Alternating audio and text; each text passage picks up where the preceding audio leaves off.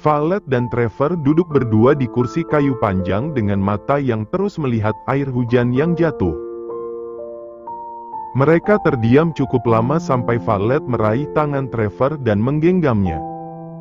Dedimu juga pernah mengalami hal yang sama. Noah selalu mengatakan pedangnya sudah terasa berat tapi dia tidak mau berhenti. Ucap Violet membuka suara. Lalu aku bertanya, kenapa? Trevor tersenyum mendengarnya.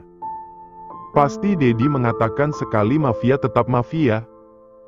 Ya, Noah selalu mengatakan itu, sahut Violet terkekeh mengingat suaminya. Kemudian Violet menatap Trevor dan mengusap wajah putra semata wayangnya. Are you happy? Trevor mengernyit mendapat pertanyaan seperti itu sampai Violet kembali berkata, Juvel hanya mengambil markas dan anak buahmu, dia tidak mengambil jati dirimu. Juvel juga tidak bisa keluar begitu saja dari dunia mafia karena darahnya mengalir darah mafia sekalipun dia menolaknya. Kau bisa membangun markas dan mengumpulkan anak buahmu kembali, kalian bisa melakukan kejahatan lagi. Lalu, apa yang kau takutkan? Pertanyaan sederhana yang sulit untuk dijawab Trevor. Kita semua mempunyai pilihan. Jika kau bahagia menjadi penjahat, maka lanjutkan hidupmu yang seperti itu. Tapi jika kau merasa lelah, istri dan anak-anakmu menunggumu, tambah Violet lagi. Violet berdiri dan menepuk pundak anaknya. Ambillah keputusan yang membuatmu bahagia, boy.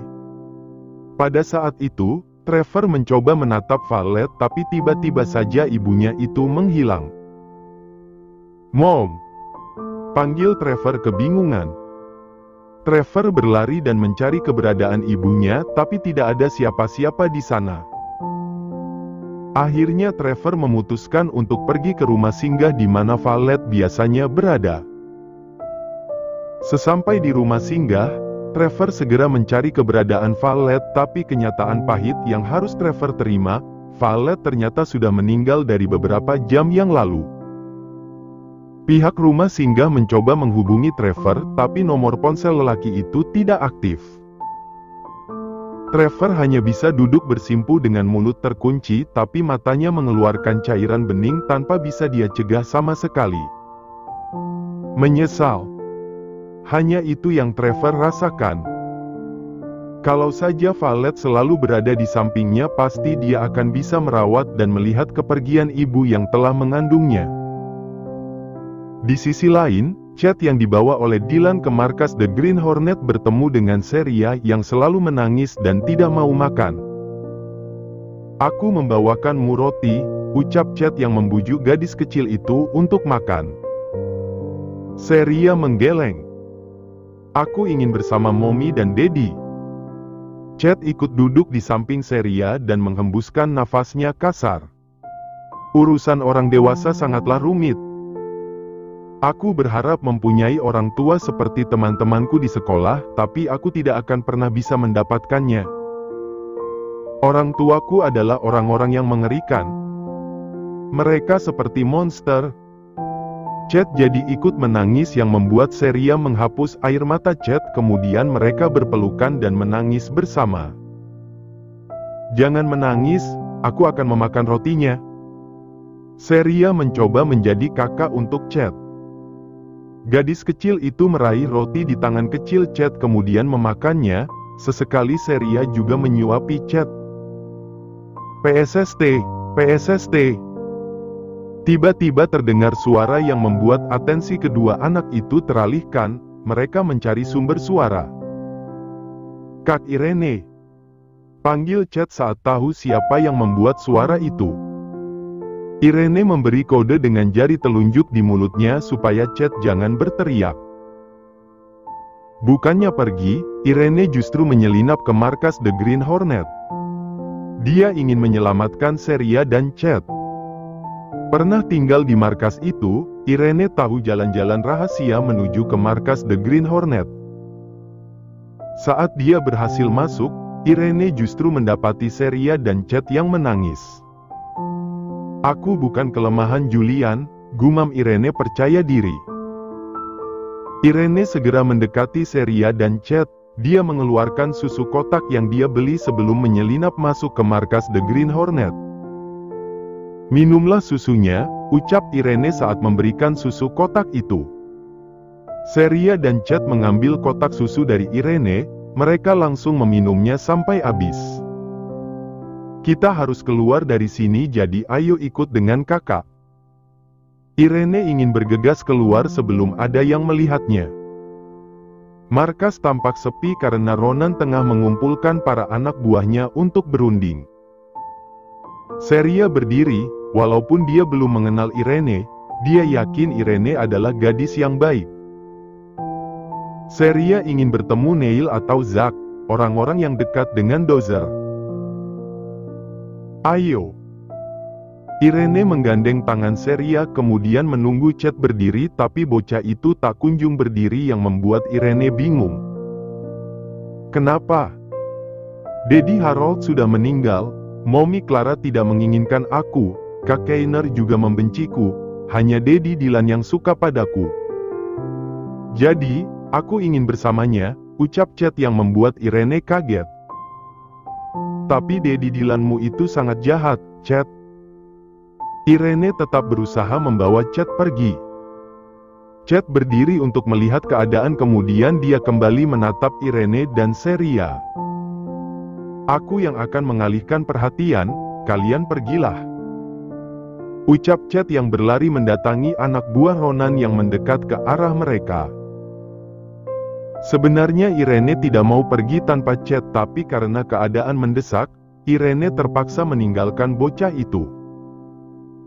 Irene hanya membawa Seria untuk pergi, mereka melewati jalan rahasia yang sebelumnya Irene lewati untuk masuk.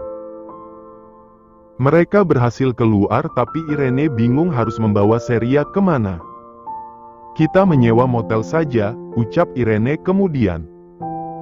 Sebelum itu, Irene membeli baju untuk Seria pakai dan Irene juga memotong rambut gadis kecil itu supaya Seria tidak mudah dikenali. Kita tidak akan menemui Uncle Neil atau Zack? Tanya Seria yang sedari tadi ingin bertemu dengan kedua orang itu. Aku tidak tahu di mana mereka, aku juga dibuang oleh Julian, ungkap Irene yang berusaha mandiri. Seria menggerutu sebal karena Irene yang tidak mempunyai tujuan, tapi dia juga berterima kasih. Setidaknya dia selamat dari komplotan The Green Hornet.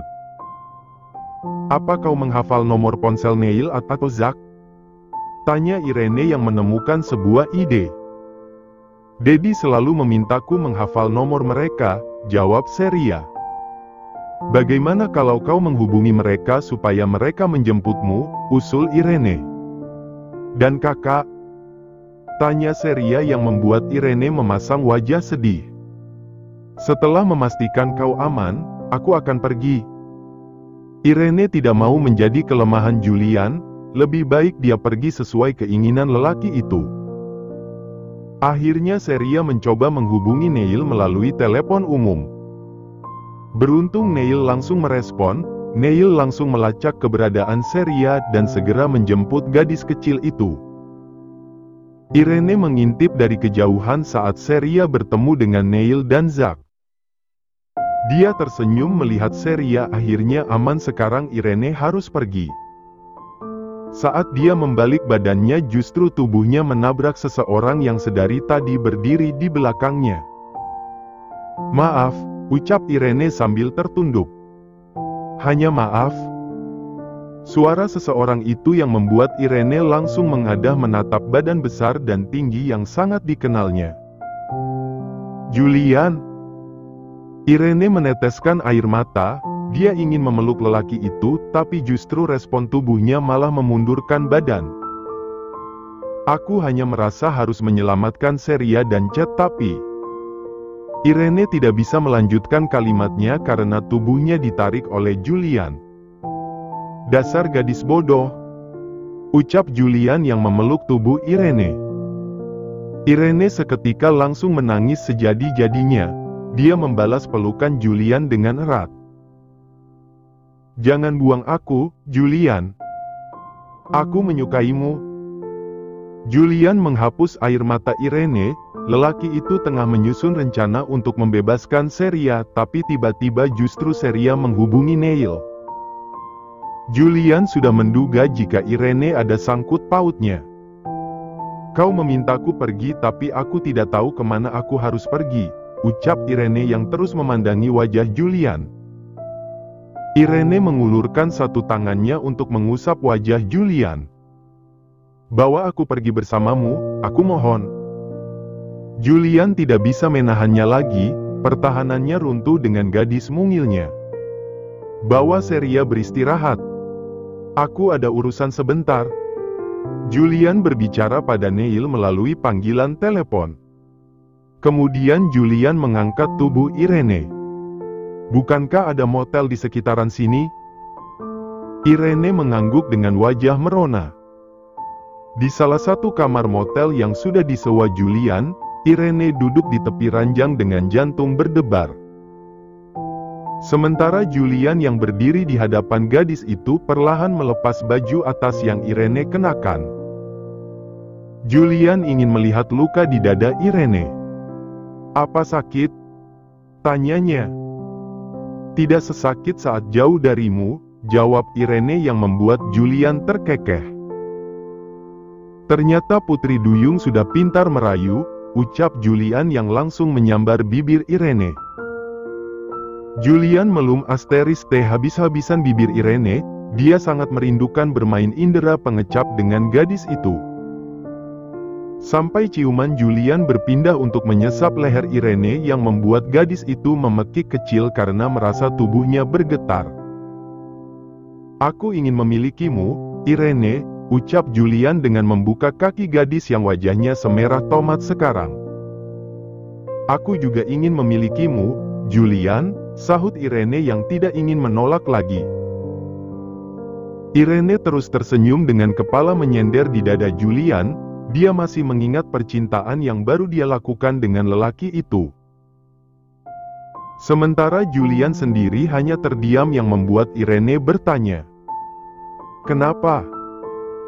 Hanya bingung membawamu pulang kemana, jawab Julian yang mengingat semua markasnya sudah tidak ada. Sebenarnya masih ada mansion dan pulau pribadi keluarganya, tapi Julian tidak mau membawa Irene ke sana. Aku akan ikut kemanapun kau pergi, ucap Irene yang akan menempel terus pada Julian. Tapi bagaimana dengan Ronan? Apa kau akan membiarkan dia begitu saja? Chet juga masih ada di sana karena anak itu merasa ayah kandungnya menyayanginya, tambah Irene. Kau tahu kabar runtuhnya Black Mamba pasti terdengar dimanapun sekarang, mereka pasti akan berbondong-bondong merebut daerah kekuasaan Black Mamba karena tahu sekarang kita kalah jumlah, timpal Julian yang sedang memikirkan segala kemungkinan yang ada.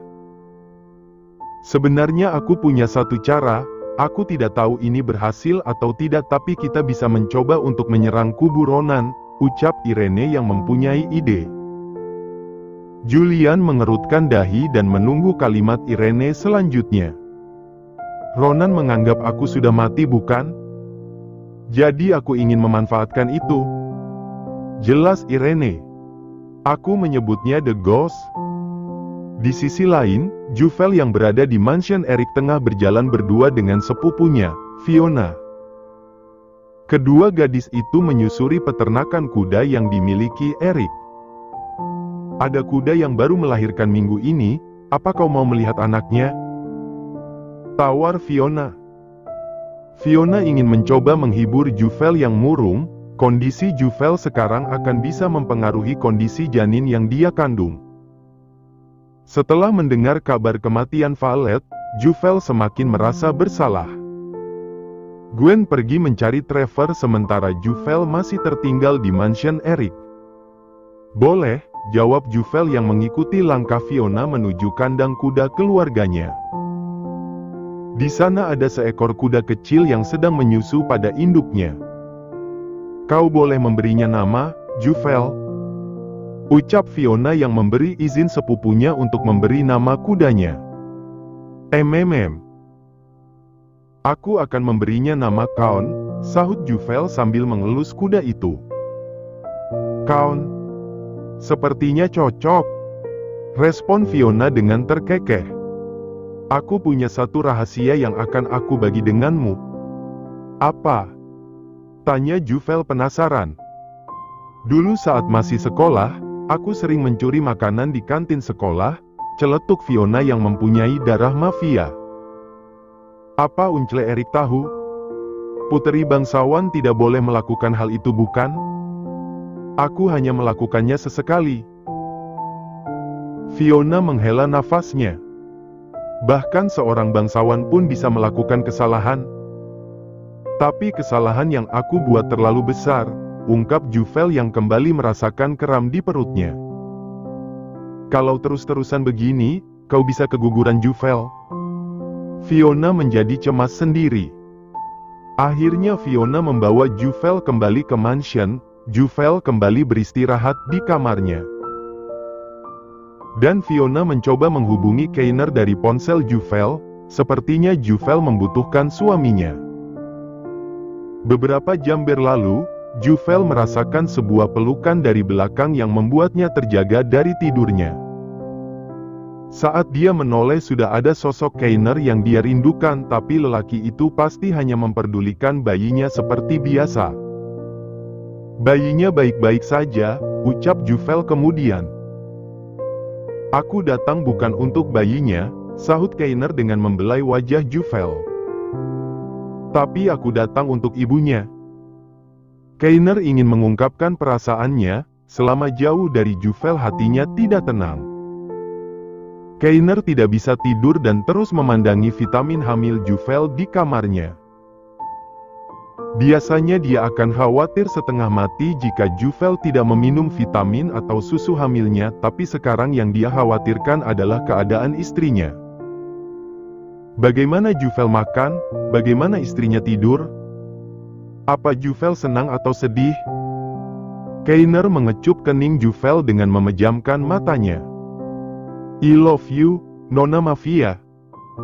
Aku menyukaimu bukan karena kau yang bisa membuatku tidur atau karena kau yang mengandung anakku, tapi karena kau adalah Juvelian Brown,